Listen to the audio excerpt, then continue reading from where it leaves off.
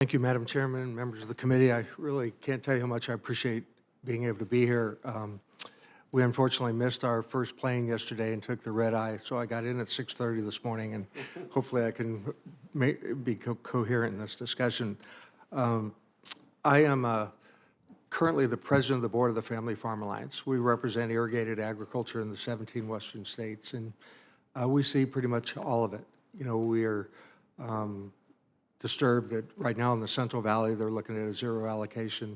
We're moving into a crisis in the Klamath. It'll be like the early 2000s. And, you know, how are we going to address that and how are we going to solve it? And it's infrastructure.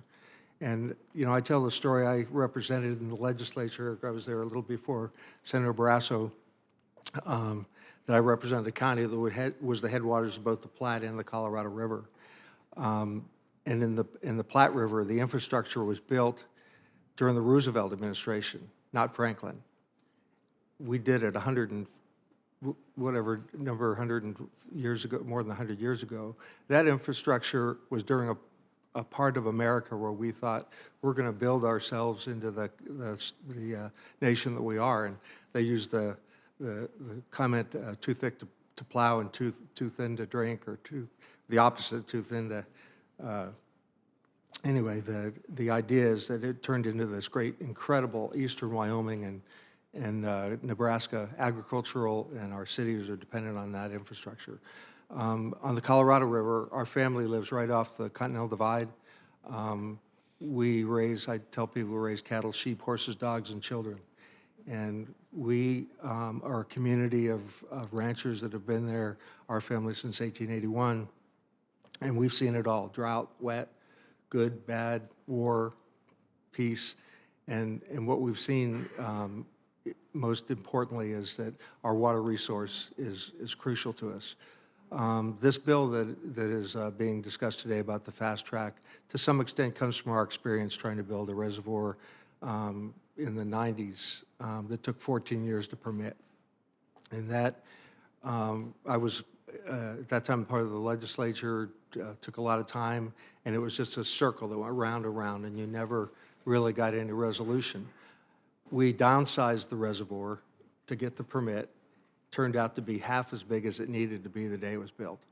We're now looking at another permitting process, and hopefully this process that we're talking about today can facilitate that. But we have to understand, I have had some experience in food policy. I work on a group called Agree that has looked at, we need to double the food supply in the next 35 years.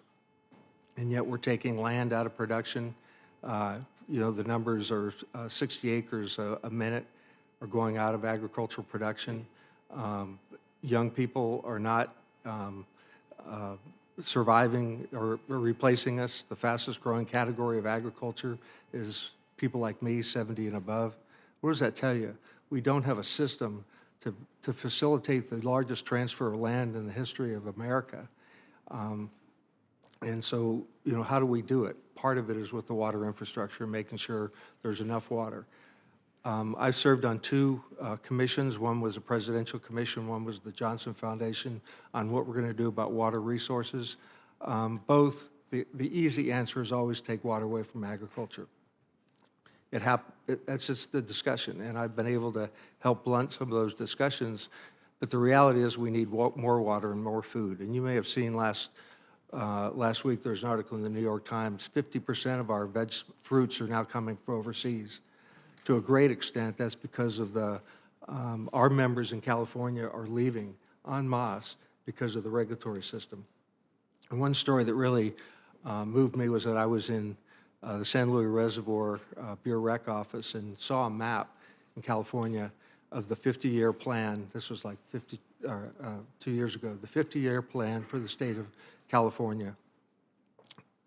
They didn't do one infrastructure that was planned in that plan, yet they went from 6 million people to 39 million people. It's because we lost our commitment to infrastructure. And, you know, I can tell you very clearly, I think we have been dismantling the great agricultural bounty of this country.